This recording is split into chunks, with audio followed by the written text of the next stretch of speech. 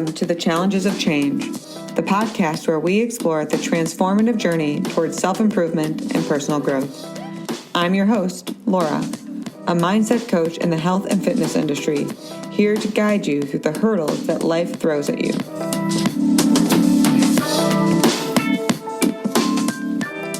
In each episode, we'll delve into practical strategies and insightful discussions to help you manage stress, regulate your emotions, upgrade your mindset, and ultimately reclaim your sense of worth. I'm thrilled to have you join me on this journey of change, challenges, and self-discovery.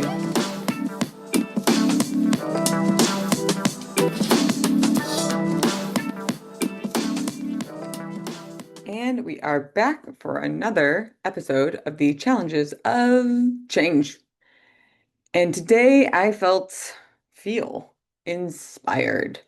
Not only did I have such a beautiful human to human interaction with another soul where you just kind of meet and open, and it's exactly what both of you need, But I also listened to my fave, Brene Brown, on the way to and fro.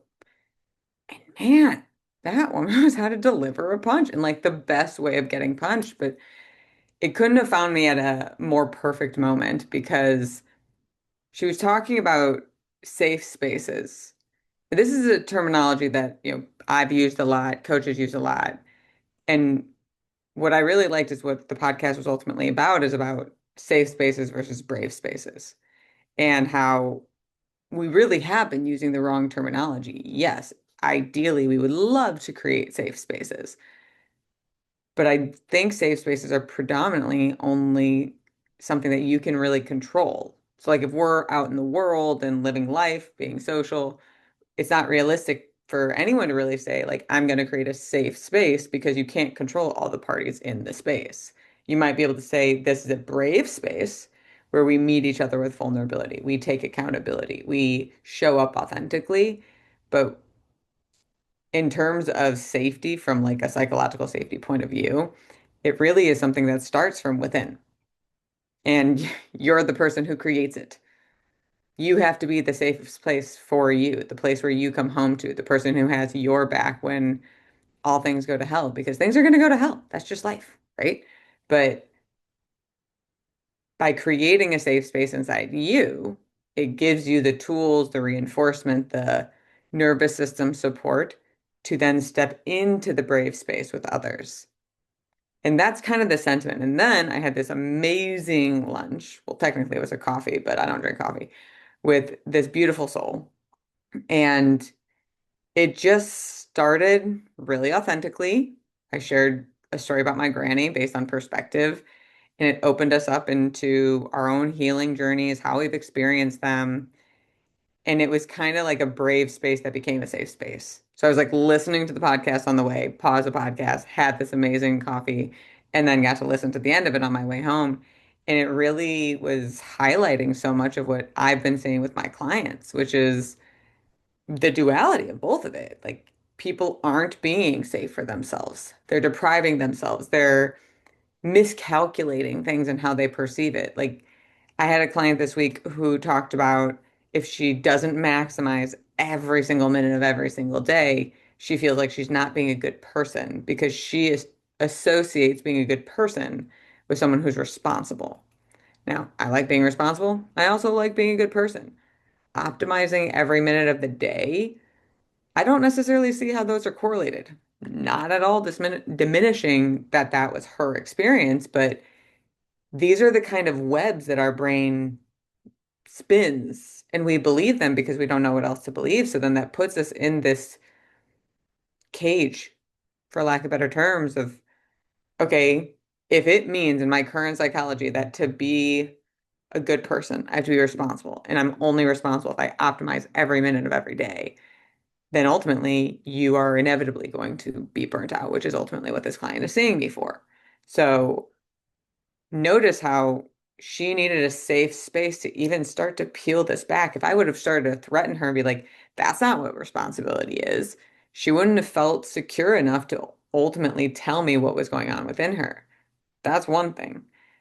Now let's flip it to her internal world, right? If she's calculating her goodness as a human being based upon how she uses her time, how do you think she's treating herself inside of herself? Do you think she has a cheerleader like, go you, you got this, keep it up? Or do you think she has the inner critic who's constantly telling her she's not enough? I'll save you guys the suspense. It's the inner critic. I know. You guys are really holding on by a thread there.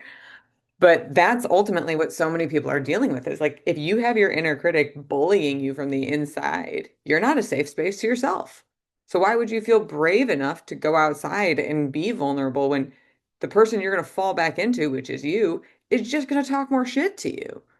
No wonder no one wants to be vulnerable. That's not safe inside of you, let alone what's going on outside of you.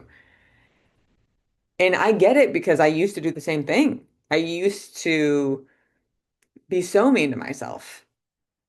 Like it's actually kind of disgusting now that I'm on the other side of it to see what I thought was okay in terms of how I spoke to myself. And I don't even feel comfortable really sharing it here because of how repulsive it is. And yet I know I'm not the only one because coaching gives you this really unique view into the world that people inhabited, like in their own bodies every single day. But once you kind of get out of that inner critic and you just have compassion for yourself and you learn, I'm trying my best. It didn't look the way I wanted it to look, and that sucks. And I can feel that and I can move on without hating myself. Being brave feels safer because you have your own back. So, first and foremost, regardless of the culture you're in at work, with friends and family, whatever, doesn't necessarily matter. What matters is, are you safe at home with you? Period.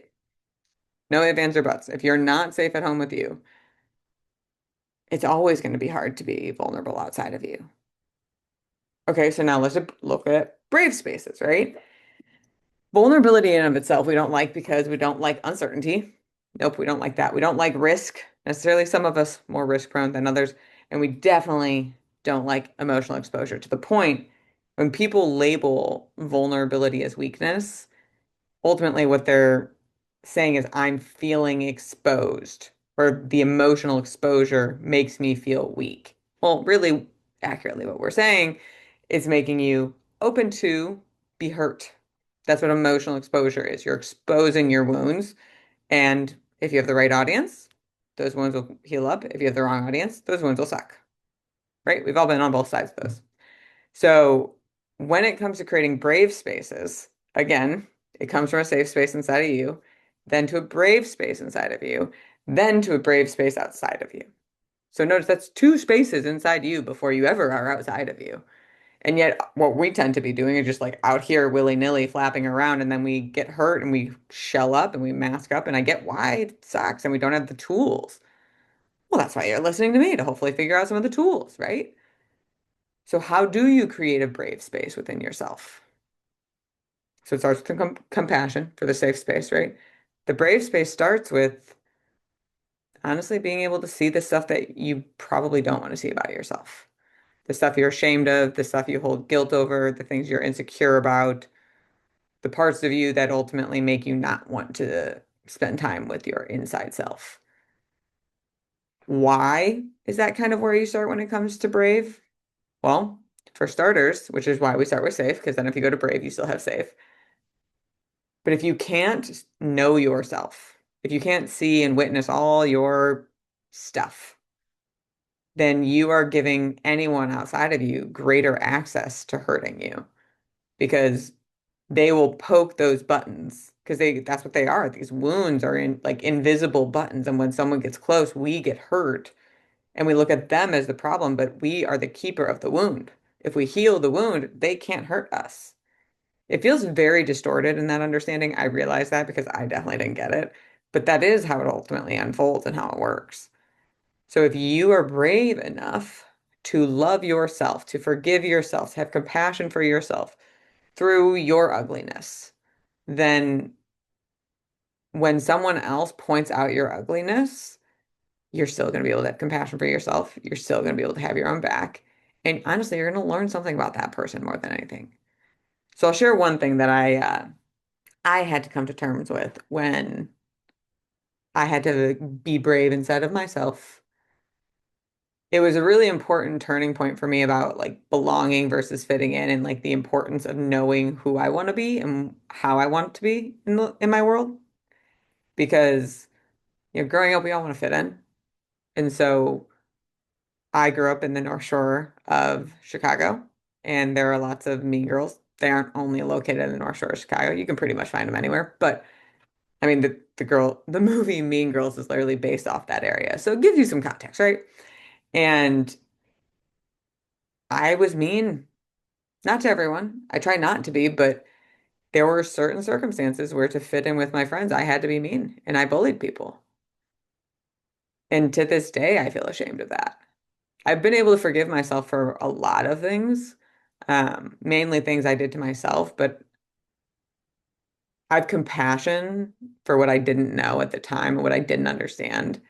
But I'm so ashamed that that's who I was because I was too insecure to be me.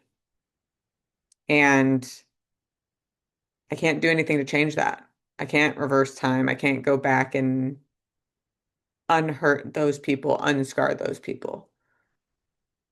That's something I have to live with. And this might sound messed up, but I'm glad I have to live with it because it sucks.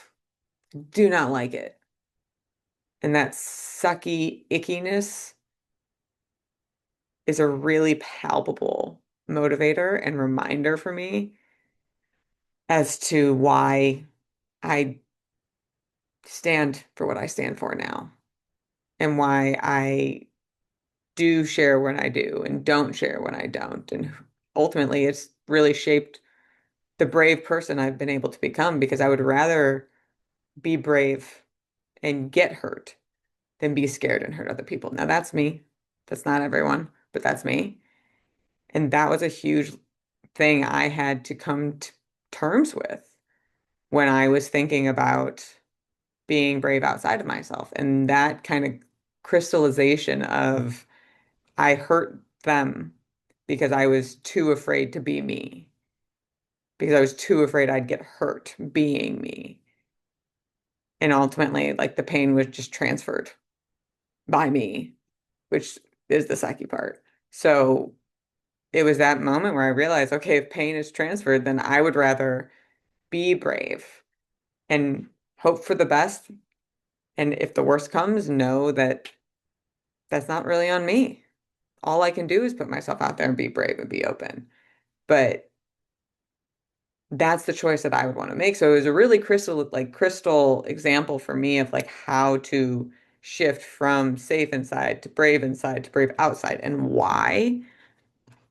Some of you might have similar examples, some of you will have different examples, but ultimately, if you want to create a brave space where you can be seen, where you can be loved, when you can be full and whole, you need to start with being brave inside yourself. And the truth is, most people are afraid of their own emotions. That's like being afraid of the fact that your body digests food. Can you imagine if you were afraid of, like, you would never eat if you were afraid of the fact that your body digests food? If you were afraid of breathing, you'd be dead. These are natural human processes, just like emotions. But there's so much socialization with emotions that it gets very messy. So bravery for a lot of us is just coming to terms with our feelings, allowing our feelings to be what they are, appreciating them like we would a fart or a sneeze or a burp or a poopsies, whatever, right? The world is hard. It's going to be scary.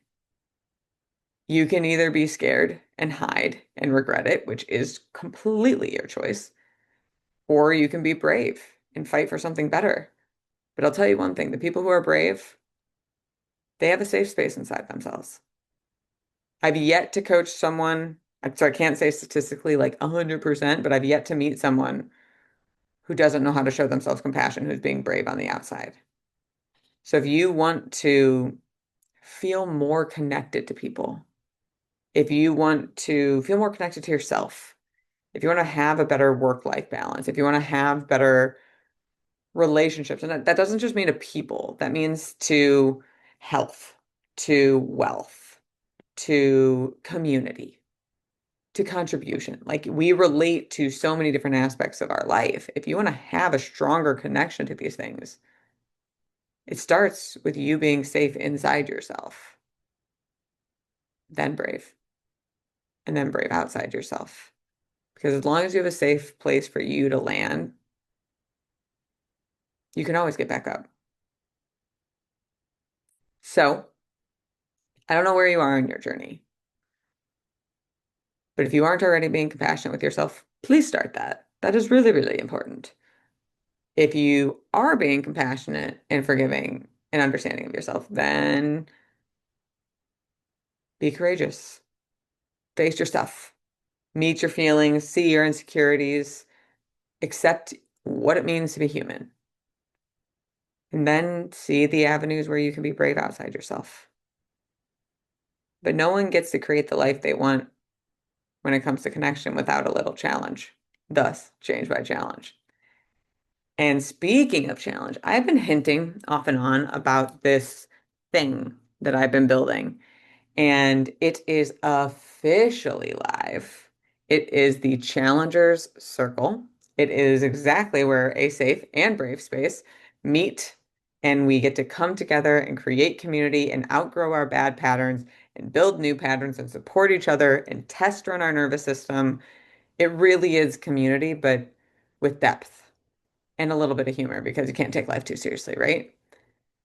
And because I like to give and I like to help, the first 30 days, you just get it all for free. You just get a 30-day challenge with everyone else in there. And if that's all you need, great. We love that. And you can just stay part of the free membership and have no problem. If you want more, you'll have that option too. But if you are ready for more connection, more authenticity, more of you, more fullness, more wholeness, if you're tired of people pleasing and struggling with boundaries and having this dysfunction and burnout in your nervous system and being scared of your emotions and overworking, I mean, if any of that is you, please give yourself the gift and become a challenger and join the Challenger Circle. I will drop the link below. You know someone, please let them know too, because this really is about community and lifting each other up together. But until next time, be brave, be safe, be you, be silly, and accept the challenge.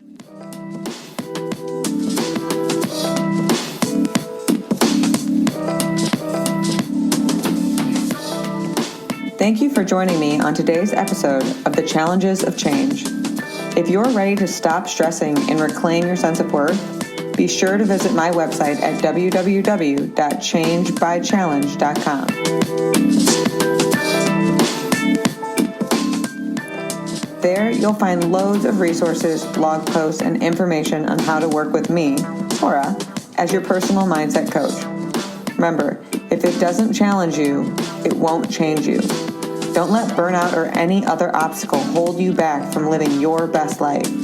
Take the first steps towards positive transformation today. Thank you again for listening. Stay confident, stay inspired, and embrace the challenges of change. Until next time.